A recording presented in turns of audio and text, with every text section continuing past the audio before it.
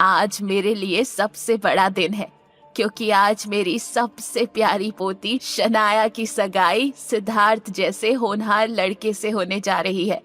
मैं चाहती हूँ कि आप सभी लोग इस खुशी के पल को एंजॉय करें। गायत्री देवी की बात सुनते ही सभी मुस्कुराते हुए उन्हें देखने लगे। एक ही पल में पार्टी का माहौल नॉर्मल हो गया। सिद्धार्थ भी अपनी झूठी शान के साथ लोगों के साथ मिलने जुलने में लग गया। वहीं मुंशी जी की नजरों में अभी तक सिद्धार्थ के लिए गुस्सा भरा हुआ था। वो अगले ही पल गौतम को ढूंढने लगे। तभी उनके पास गौतम का कॉल आ गया। जी हुकुम। मुंशी जी, जो नेकलेस मैंने अपनी के लिए खरीदा था वो आप लाए हैं ना? जी हुकुम, लाया हूँ। ठीक है, मैं पीछे वाले गेट के पास खड़ा हूँ, आप जल्दी आ जाइए और ध्यान रहे कोई देख ना ले। जी हुकुम। ये मुंशी अभी आया। गौतम से बात करके मुंशी का चेहरा खिलखिला उठा। नेकलेस अब तक उनके छोटे से बैग में ही था, जिसे वो हमेशा अपने साथ रखते थे।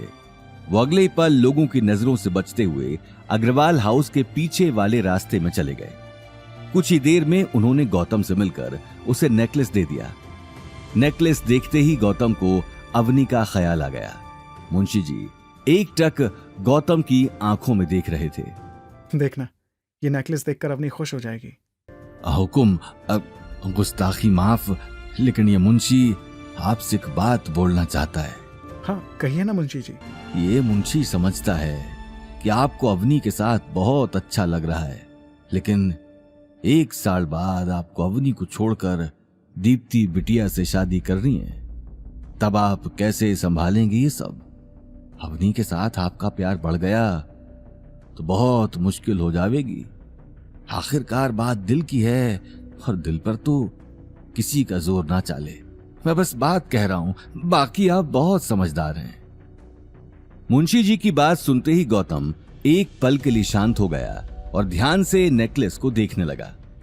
फिक्र मत कीजिए मुंशी जी, मैं अपनी बात से पीछे नहीं हटूंगा। 1 साल बाद चाहे जो भी हो, मैं अवनी को छोड़ दूंगा। गौतम मुंशी जी की आंखों में देखने लगा। उसकी आंखों में दर्द साफ दिखाई दे रहा था। अच्छा अब जाइए, इससे पहले कि किसी को शक हो जाए। मैं भी आता हूँ। गौतम की बात सुनते ही मुंशी जी वहां से निकल गए। अंदर जाते ही उन्हें गायत्री देवी दिखाई दी। वो अगले ही पल गायत्री देवी के पास चले गए। अब मुझे इजाजत दीजिए, अब मुझे और भी कुछ काम है। अगर आप थोड़ी देर और रुकते तो बच्चों को बहुत अच्छा लगता। हमें तो आपने खातिरदारी का मौका दिया ही नहीं।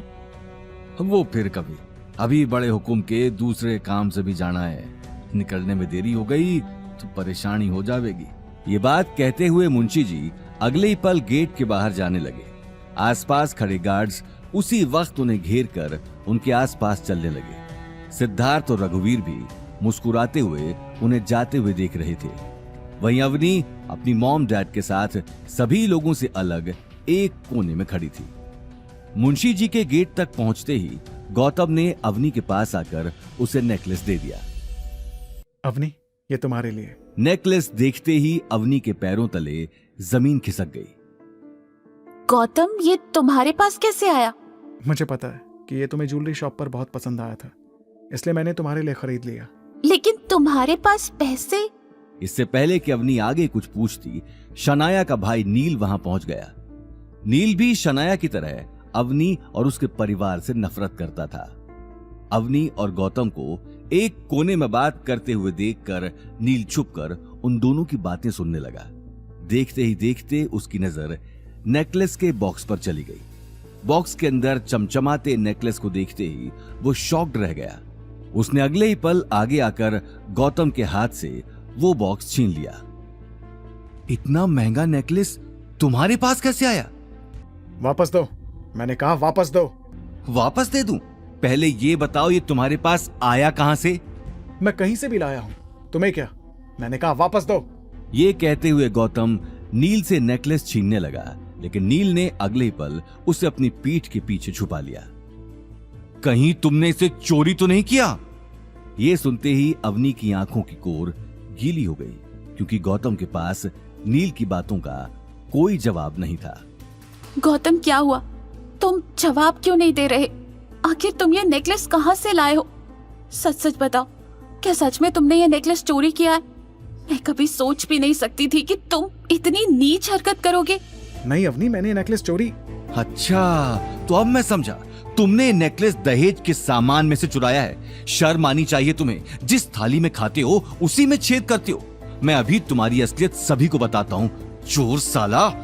इससे पहले कि गौतम अपनी बात अवनी को समझाता, नील मौका देखकर परिवार के बाकी लोगों के पास चला गया, जो इस वक्त मुंशी जी को छोड़ने के लिए गेट के पास खड़े थे। दादी साहब, आप सब लोग गेट पर खड़े हैं और यहाँ इस गौतम के बच्चे ने दहेज पर हाथ साफ कर लिया। ये देखिए कितना महंगा नेकलेस चुराया है। नील की आवाज सुनते ही सभी एक दूसरे को देखने लगे। एक के बाद एक पार्टी में बड़े बड़े झटके लगते जा रहे थे, लेकिन इस बार बात बहुत बड़ी थी। नेकलेस देखते ही गायत्री देवी की आंखें गुस्से में लाल हो गईं। क्या गौतम अवनी के सामने अपनी बेगुनाही साबित कर पाएगा? आखिर अब क्या बड़ा होने वाला था पार्टी में? क्या होंगे इन सारे सवालों के जवाब? आगे की कहानी जानने के लिए देखिए अगला एपिसोड सिर्फ पॉकेट एफएम के यूट्यूब चैनल पर, और रॉयल वारिस के सारे एपिसोड्स को सुनने के लिए डिस्क्रिप्शन में दी लिंक से डाउनलोड करें पॉकेट एफएम ऐप।